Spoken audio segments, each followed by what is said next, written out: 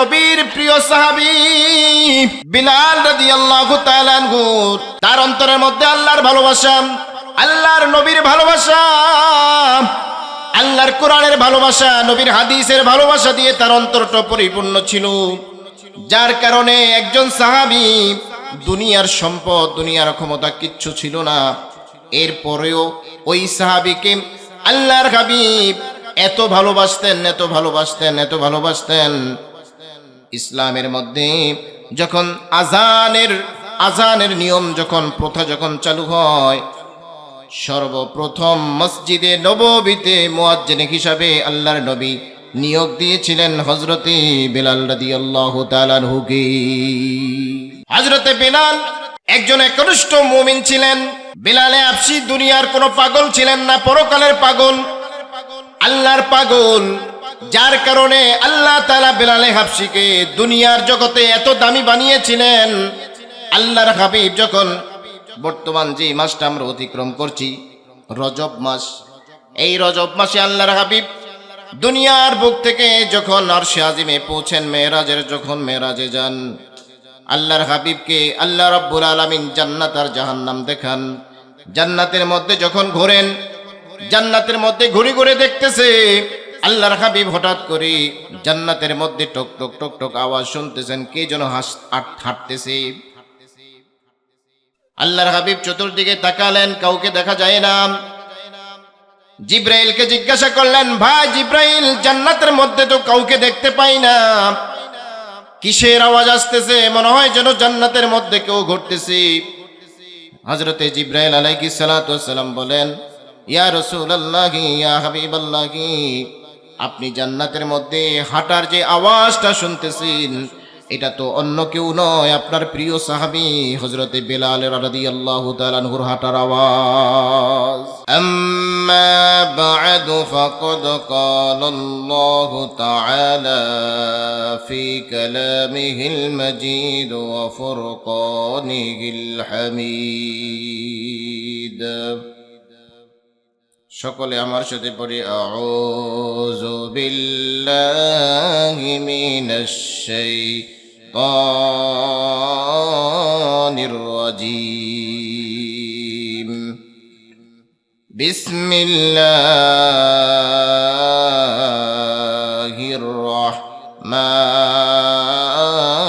রাহমানির রাহিম।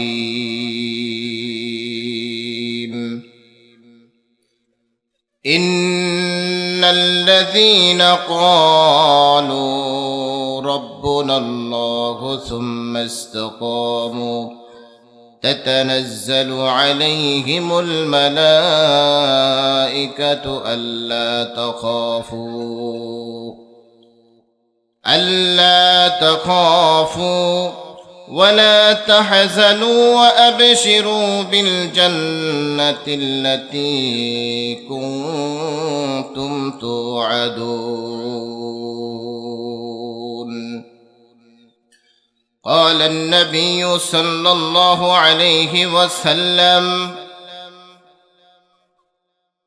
من قرأ القرآن وعمل بما فيه ألبس والده تاجا يوم القيامة ضوءه أحسن من ضوء الشمس في بيوت كانت فما قال أو كما قال النبي عليه الصلاة والسلام. وقال تعالى في شان حبيبه ومحبوبه ومعشوقه مخبرا وآمرا: إن الله وملائكته يصلون على النبي يا أيها الذين آمنوا صلوا عليه وسلموا تسليما. সকলে দুরূদ ইব্রাহিম পড়ি।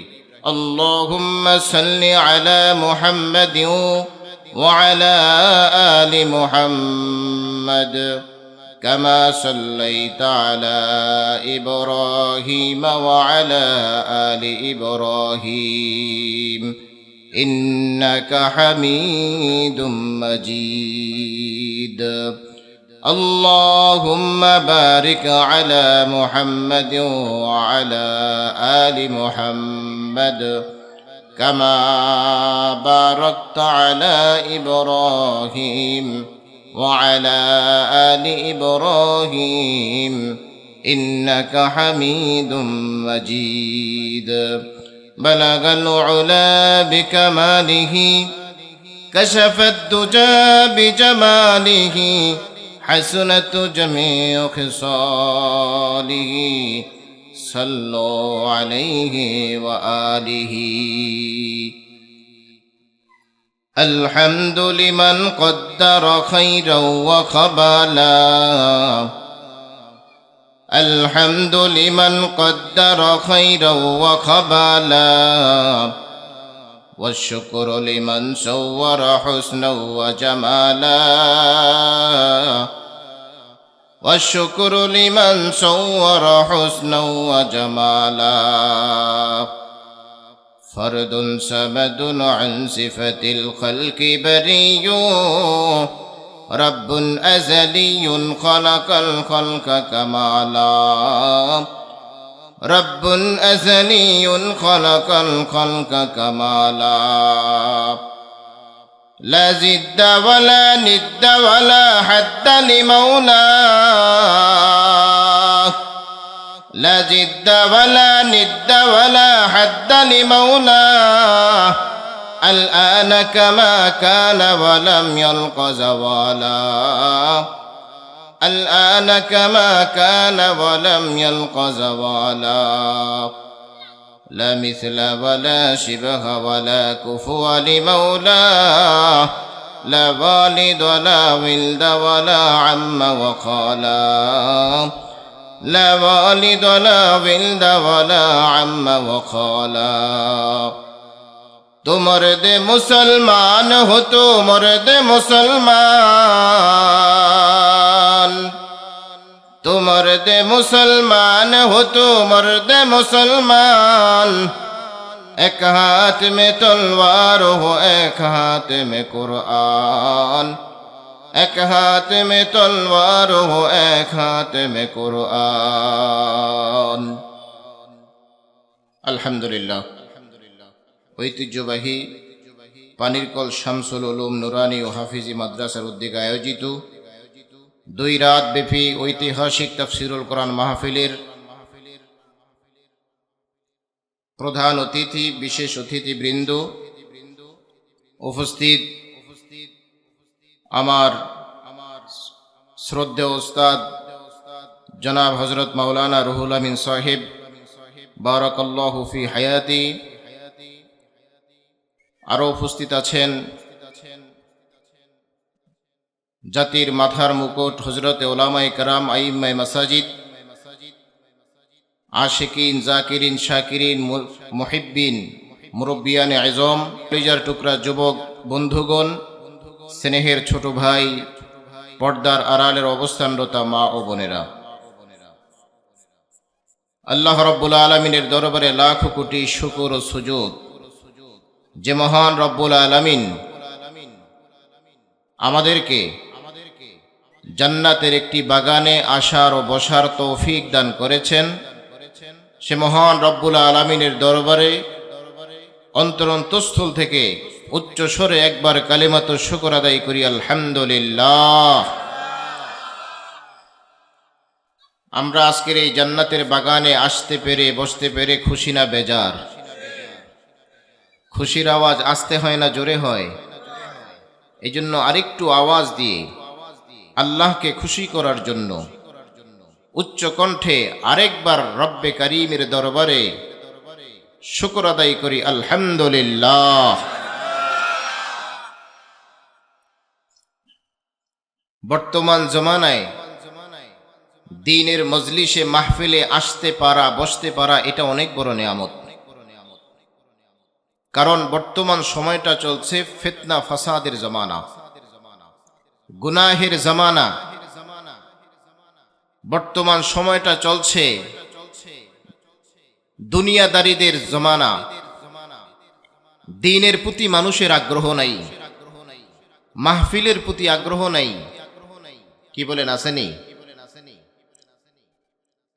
শেষ জমানায় যে এমনটা হবে, এটা তো আপনার আমার নবী বিশ্ব নবী সাল্লাল্লাহু আলাইহি ওয়াসাল্লাম আগেই ভবিষ্যৎবাণী করে গিয়েছেন যে শেষ জমানায় মানুষের হালাত এমন হবে,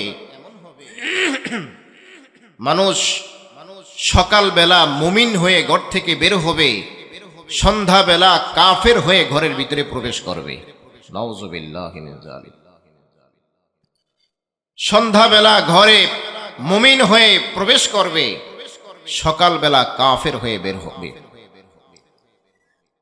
সেই জমানাটা আমরা পার করছি। কি বলেন?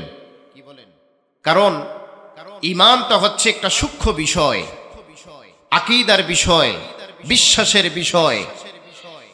আজকে আমাদের যে হালাত, দুনিয়ার সামান্য অর্থের বিনিময়ে, ক্ষমতার বিনিময়ে, কিছু অর্জনের বিনিময় হলেও আমরা অল্প সময়ের মধ্যে ঈমানকে বিক্রি করে দিতে কোনো দ্বিধাবোধ করি না। আমার জবান থেকে কি বের হলো, কোন কথাটায় আমার ঈমানকে টুকরা টুকরা করে দিল, আমার খবর নেই। দ্বীনের কাজের প্রতি আমরা জড়ি না। আজকের এই মাহফিল যদি অন্য কোনো মঞ্চ হইতো, দুনিয়ার কোনো জাগতিক কোনো গান বাজনা নৃত্যের মঞ্চ হতো, কি বলেন, এখানে জায়গা হতো? জায়গা হতো না। তবে হ্যাঁ, আমরা যারা আসতে পেরেছি, বসতে পেরেছি, আল্লাহ তাআলার তৌফিকই আসতে পেরেছি।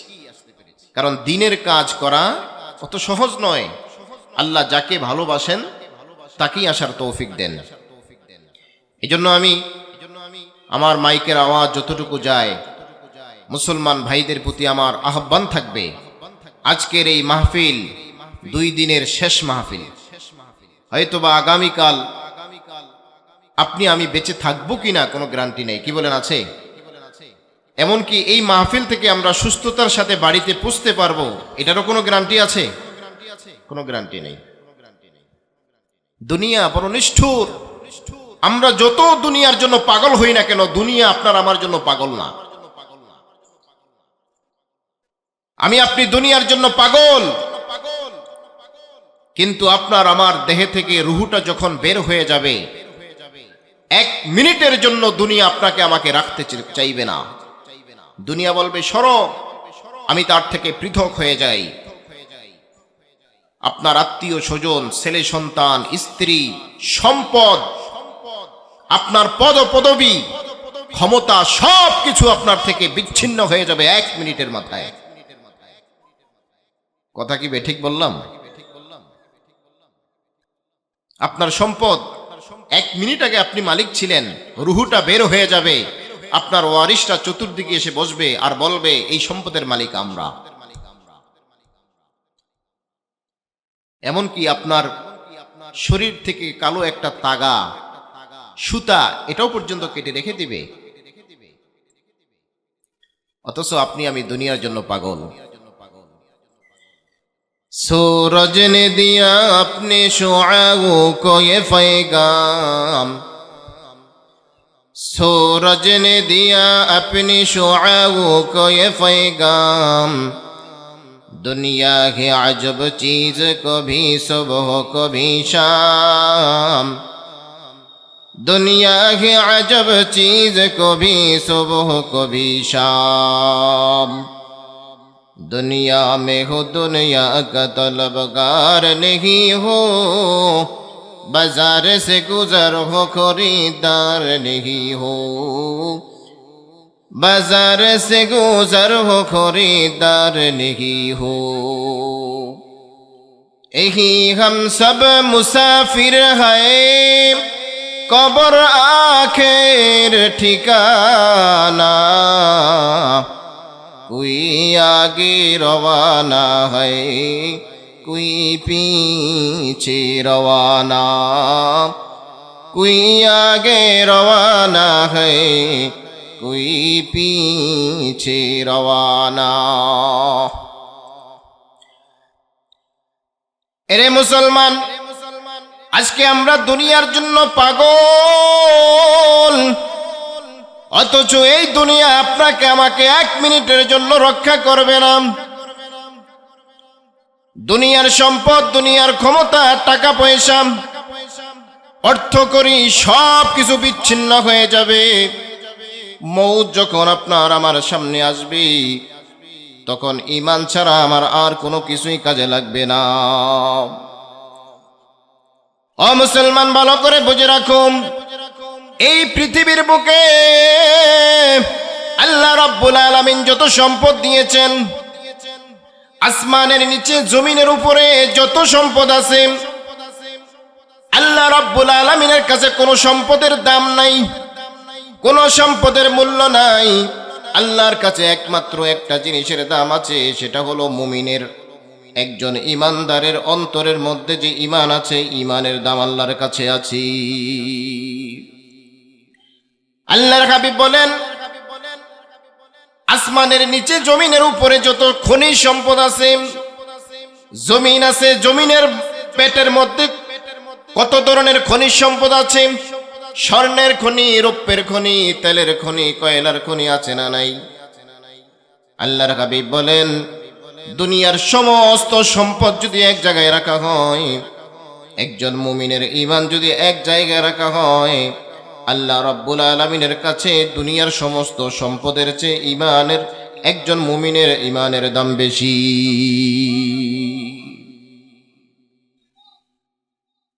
আমার ভাই বন্ধুগণ, আল্লাহর হাবিব বলেন, ঈমানের দাম কত বেশি এর উম্মত ভালো করে বুঝে রাখুন।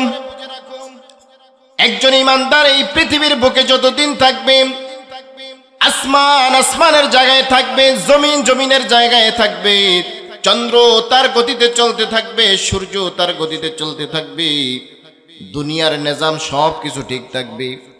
কারণ আল্লাহ তাআলা এই দুনিয়াটাকে সাজাইছেন তো শুধুমাত্র কেবলমাত্র একমাত্র মুমিনদের জন্য।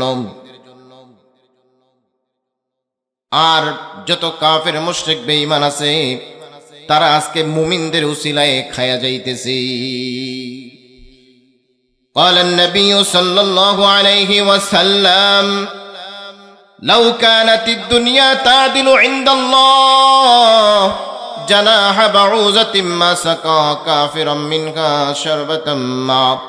আল্লাহর হাবিব বলেন, দুনিয়ার এই সম্পদের মূল্য যদি একটা মাছির ডানা পরিমাণ হইতো, দুনিয়াতে কোনো বেঈমানকে আল্লাহ তাআলা 1 ফোঁটা পানি পান করাইতেন না। 1 ফোঁটা পানি কোনো বেঈমানকে আল্লাহ তাআলা দিতেন না, যদি দুনিয়ার মূল্য আল্লাহর কাছে থাকতো। কি বলেন, আল্লাহর কাছে এই দুনিয়ার দাম আছে? আপনার আমার কাছে আসেনি? কথা বলেন, আসেনি? 1 লক্ষ টাকার মালিক হইলে কিভাবে 2 লক্ষ টাকার মালিক হওয়া যায়, শুধু এই টেনশন, চিন্তা। 5 লাখ টাকার মালিক হলে কিভাবে 10 লাখ টাকার হওয়া যায়, 1 কানি জমি কিনলে কিভাবে 2 কানি কিনা যায়, বাজারে একটা ভিটা থাকলে আরো 2টা ভিটা কিভাবে কিনা যায়, শুধু এই চিন্তা সারাদিন মাথায় ঘুরপাক খায়। ও মুসলমান, সাহাবায়ে কেরাম আপনার আমার মতো মানুষ ছিল। এই পৃথিবীর বুকে সাহাবায়ে কেরাম জমিনে থাকতে আল্লাহ তাআলার পক্ষ থেকে জান্নাতের সুসংবাদ পেয়েছেন। সম্পদের মালিক হয়ে জান্নাতের সুসংবাদ পান নাই, ক্ষমতার দাপটে পান নাই, শিক্ষার দাপটে পান নাই, অন্য কোনো কিছুর বিনিময় পান নাই। সাহাবায়ে কেরাম জান্নাতের সার্টিফিকেট পেয়েছেন একমাত্র কেবলমাত্র শুধুমাত্র তাদের একনিষ্ঠ আর খালেস ঈমানের দ্বারা। কারণ সাহাবায়ে কেরাম দুনিয়ার মোহে ছিলেন না, দুনিয়ার লোভ লালসা তাদের মধ্যে ছিল না। তারা শুধু আল্লাহর পাগল ছিল, আল্লাহর নবীর পাগল ছিল, এই কোরআনের পাগল ছিল। এই কোরআনের ভালোবাসা তাদের অন্তরের মধ্যে ছিল। আল্লাহ পাকের এই কোরআন যত দামি, পৃথিবীর বুকে যেই বান্দা আল্লাহর এই কোরআনকে বুকে ধারণ করবে, অন্তরে ভালোবাসার জায়গা দিবে, কোরআনকে ভালোবাসবে, কোরআনের আলেমকে ভালোবাসবে, আল্লাহ রব্বুল আলামিন বলেন, হে রাসূল আপনি জানিয়ে দেন, যেই ব্যক্তি আমার কোরআনকে ভালোবাসবে, আমার কোরআন যেমন দামি, আমার কোরআনের উসিলায় ওই বান্দাকেও আমি দামি বানিয়ে দিব। সাহাবায়ে কেরাম শিক্ষা দীক্ষা ছিল না, চেহারার সৌন্দর্য ছিল না, অর্থকরী ছিল না। গোলাম একজন সাহাবী হযরতে বিলাল হাবশী রাদিয়াল্লাহু তাআলা আনহু। পৃথিবীর বুকে এমন কোন মুসলমান নাই যেই মুসলমান হযরতে বিলাল হাবশী রাদিয়াল্লাহু তাআলা আনহুর নামটা শুনে নাই। কি বলেন, এখানে কেউ আছেননি? এমন কেউ আছেন যে বিলাল হাবশীর নাম শুনেন নাই? থাকলে হাত তোলেন। তার মানে কেউ নেই, সবাই শুনছে।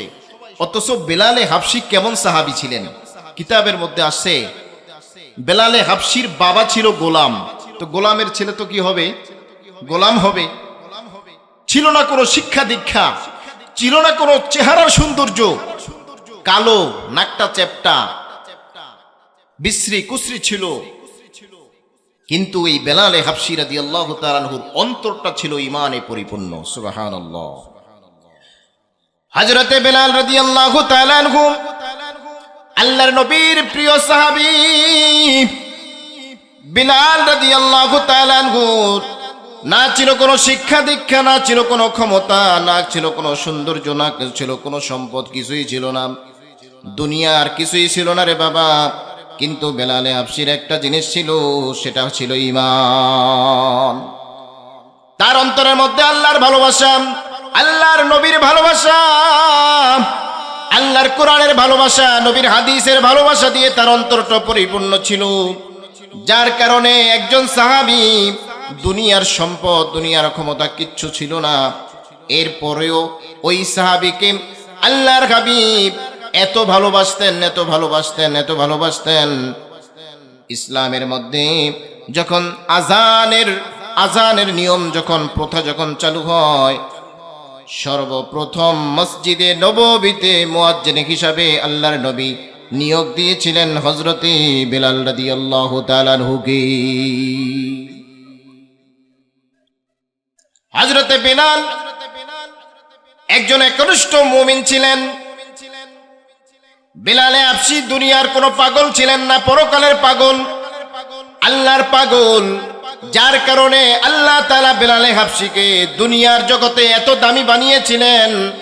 আল্লাহর হাবিব যখন বর্তমান যে মাসটা আমরা অতিক্রম করছি, রজব মাস, এই রজব মাসে আল্লাহর হাবিব দুনিয়ার বুক থেকে যখন আরশে আজিমে পৌঁছেন, যখন মেরাজে যান, আল্লাহর হাবিবকে আল্লাহ রাব্বুল আলামিন জান্নাত আর জাহান্নাম দেখান। জান্নাতের মধ্যে যখন ঘোরেন, জান্নাতের মধ্যে ঘুরে ঘুরে দেখতেছে, আল্লাহর হাবিব হঠাৎ করে জান্নাতের মধ্যে টক টক টক টক আওয়াজ শুনতেছেন, কে যেন হাঁটতেছে। আল্লাহর হাবিব চতুর্দিকে তাকালেন, কাউকে দেখা যায় না। জিব্রাইলকে জিজ্ঞাসা করলেন, ভাই জিব্রাইল, জান্নাতের মধ্যে তো কাউকে দেখতে পাই না, কিসের আওয়াজ আসতেছে? মনে হয় যেন জান্নাতের মধ্যে কেউ ঘুরতেছে। হযরতে জিব্রাইল আলাইহিস সালাতু ওয়াস সালাম বলেন, ইয়া রাসূলুল্লাহ, ইয়া হাবিবাল্লাহ, আপনি জান্নাতের মধ্যে হাঁটার যে আওয়াজটা শুনতেছেন, এটা তো অন্য কেউ নয়, আপনার প্রিয় সাহাবী হযরতে বিলাল রাদিয়াল্লাহু তাআলা আনহুর হাঁটার আওয়াজ। সুবহানাল্লাহ বলবেন না? কার আওয়াজ? বিলাল হাবশী। বিলাল রাদিয়াল্লাহু তাআলা তখন হচ্ছে মদিনাতে, মক্কায়। তখন কোথায়? মক্কায়। আর আল্লাহ রাসূল কোথায়? সপ্তম আসমানের উপরে, জান্নাতের মধ্যে। জমিনের হাঁটার আওয়াজ জান্নাতে পৌঁছে। কিসের পাওয়ারে বলেন তো? ঈমানের পাওয়ারে। হযরতে বিলালের ঈমানের পাওয়ার কত বেশি ছিল আমরা সকলেই জানি। উমাইয়া ইবনে খলফ, মক্কার কুরাইশ বংশের কাফেরদের সরদার উমাইয়া ইবনে খলফের গোলাম ছিল হযরতে বিলাল হাবশী রাদিয়াল্লাহু তাআলা আনহু। বিলাল যখন আল্লাহ রাসূলের উপর ঈমান আনলেন, আল্লাহর উপর ঈমান আনলেন, ঈমানে যখন তার অন্তরটা পরিপূর্ণ হলো, দুনিয়ার কিচ্ছু বোঝে না, সদা সর্বদা আল্লাহ তাআলার রাসূলের কাছে যেতে চায়, সদা সর্বদা আল্লাহকে ডাকতে চায়। উমাইয়া ইবনে খলফের কাছে যখন বিলাল রাদিয়াল্লাহু তাআলা আনহুর ঈমানের কথা পৌঁছলো, উমাইয়া ইবনে খলফ বিলালকে এই ইমান ত্যাগ করার জন্য পৃথিবীর বুকে যত ধরনের শাস্তি দেওয়া যায় সব প্রকার শাস্তি প্রয়োগ করলেন বেলাল রাদিয়াল্লাহু তাআলা আনহুর উপরে। কখনো গলার মধ্যে রশি বাঁধিয়া টেনে হেসড়ে উত্তপ্ত বালির মধ্যে নিয়ে মরুভূমির মধ্যে রেখে দিতেন। আবার কখনো উত্তপ্ত গরমে যখন পাথরগুলো গরম হয়ে যাইত মরুভূমির মধ্যে, প্রচন্ড গরমের মধ্যে উত্তপ্ত বালির উপরে গরম পাথর বুকে চাপা দিয়ে রাখত। আবার কখনো আঘাত করত, প্রহার করত। যত প্রকার শাস্তি আছে বেলাল রাদিয়াল্লাহু তাআলা আনহুকে দিয়েছেন। আর বলতেন, হে বেলাল, তুমি একবার বলো আমি মুহাম্মাদের ঈমানকে ছেড়ে দিয়েছি, আল্লাহর তাওহীদকে ছেড়ে দিয়েছি, আমি তোমাদের কুফরি মতবাদে ফিরে এসেছি। শুধু একবার বলো আমি মূর্তি পূজায় বিশ্বাস করি, আল্লাহকে বিশ্বাস করি না, রাসূলকে বিশ্বাস করি না। তোমার জবান থেকে যদি একবার এই কথাটা বলো আমি উমাইয়া তোমাকে আজাদ করে দিব। বেলালে হাবশী যত ধরনের শাস্তি আসতো সব সময় শুধু একটা কথা বলতেন, আহাদ আহাদ আহাদ আহাদ আহাদ আহাদ, আমি এক আল্লাহ বিশ্বাসী, এক আল্লাহ বিশ্বাসী। এরে মক্কার কাফের মুশরিক বেঈমানরা দুনিয়ার যত ধরনের শাস্তি আছে সব ধরনের শাস্তি যদি আজকে আমি বেলালের উপরে প্রয়োগ করা হয়, আমার জীবনটা যদি শরীর থেকে বের হয়ে যায় আবার জীবন দেওয়া হয়, আবার বের হয়ে যায় আবার জীবন দেওয়া হয়, শতবার যদি আমাকে শাহাদাত বরণ করতে হয়, ও মক্কার কাফের মুশরিক বেঈমানরা জেনে রাখো আমি বেলাল কখনো আমার অন্তর থেকে আল্লাহ তাআলার ঈমানকে বিচ্ছিন্ন করব না। ও মুসলমান, ভালো করে বুঝো, বেলালে হাবশীর ঈমান আর তোমার ঈমানের মধ্যে একটু মিলাইয়া দেখো। বেলালের ঈমানটা কত পাওয়ারফুল ছিল, কত শক্তিশালী ছিল। আজকে তোমার ঈমান আমার ঈমানের কি হালত। দুনিয়ার সামান্য সম্পদের মোহে পড়ে, লোভে পড়ে আমরা ঈমানকে বিক্রি করে দেই, আমানতকে বিক্রি করে দেই। কি বলেন, দেই কি দেই না? আজকে আমরা দুনিয়ার জন্য পাগল, অথচ সাহাবায়ে কেরাম তারা সদা সর্বদা দুনিয়ার উপরে পরকালকে প্রাধান্য দিতেন।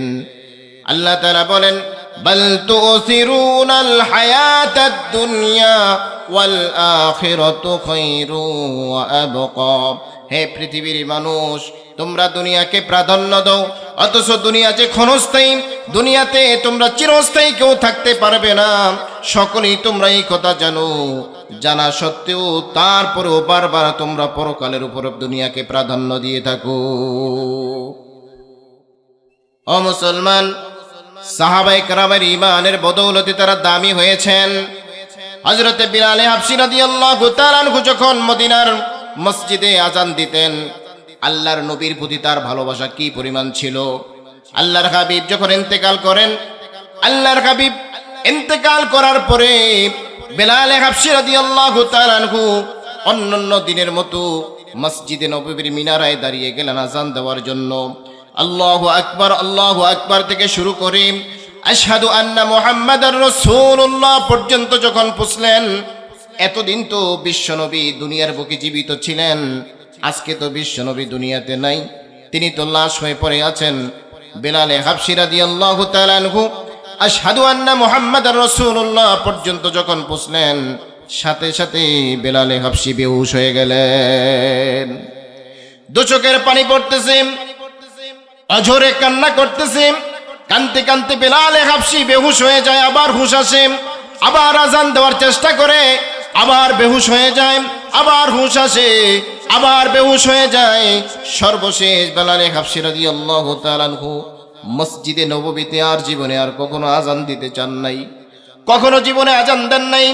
মদিনার সাহাবায়ে কেরাম বিলাল রাদিয়াল্লাহু তাআলা আনহুকে বারবার অনুরোধ করলেন, ও বিলাল, তোমাকে তো মুয়াজ্জিন হিসাবে নিয়োগ দিয়েছিলেন বিশ্বনবী, আকায়েদে নামদার তাজদারে মদিনা, সাইয়্যিদুল মুরসালিন, রাহমাতুল লিল আলামিন, নবী আরবি মুহাম্মদ সাল্লাল্লাহু আলাইহি ওয়াসাল্লাম। নবী থাকতে তুমি আজান দিতা, কতই ভালো লাগতো। আজকে তোমার কণ্ঠে আওয়াজ আসে না, তোমার কণ্ঠে আজান শোনা যায় না। মসজিদে নববী কেমন যেন নীরব নিস্তব্ধ হয়ে আছে। বেলাল, আল্লাহর নবী তো মারা গেছে, কিন্তু তোমাকে তো আজান দিতে হবে, আজান দাও। বেলালে হাবশি বলে, না না, আমার প্রিয় হাবিব যখন পৃথিবীতে নাই, আমি যখন আশহাদু আন্না মুহাম্মাদার রাসূলুল্লাহ বলতে যাই, তখন আমার ভিতর থেকে এমন একটা শোক আসে, আমি আর আজান দিতে পারি না। রসুলের প্রতি বেলালে হাবশির কত ভালোবাসা, কত মায়া ছিল। আল্লাহর নবীকে ভালোবাসে, এটা ঈমানের একটা অঙ্গ। আল্লাহর হাবিব বলেন, লা ইউমিনু আহাদুকুম হাত্তা আকুনা আহাব্বা ইলাইহি মিন ওয়ালিদিহি ওয়া ওয়ালাদিহি ওয়ান নাসি আজমাইন। আল্লাহর হাবিব বলেন, এরে দুনিয়ার উম্মত, দুনিয়ার বুকে যতদিন পর্যন্ত তুমি তোমার বাবা থেকে, মা থেকে, সন্তানদের থেকে, এমনকি তোমার নিজের জান থেকে যদি আল্লাহকে বেশি ভালোবাসতে না পারো, তাহলে কখনোই তুমি পরিপূর্ণ ঈমানদার হতে পারবে না। দুনিয়ায় সদাকত মে তেরা নাম রহেগা, দুনিয়ায় সদাকত মে তেরা নাম রহেগা, अबू बकर तेरा नाम से इस्लाम रहेगा, अबू बकर तेरा नाम से इस्लाम रहेगा। दुनिया की सियासत में तेरा नाम रहेगा,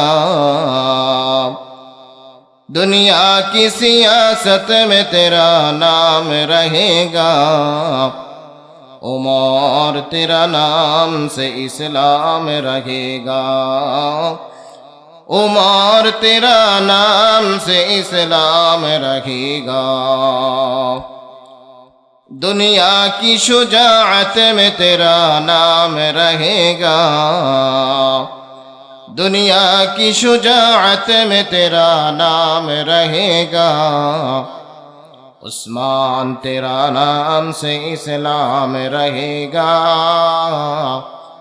उस्मान तेरा नाम से इस्लाम रहेगा। दुनिया की मुआजिन में तेरा नाम रहेगा, दुनिया की मुआजिन में तेरा नाम रहेगा, बिलाल तेरा नाम से इस्लाम रहेगा, बिलाल तेरा नाम से इस्लाम रहेगा।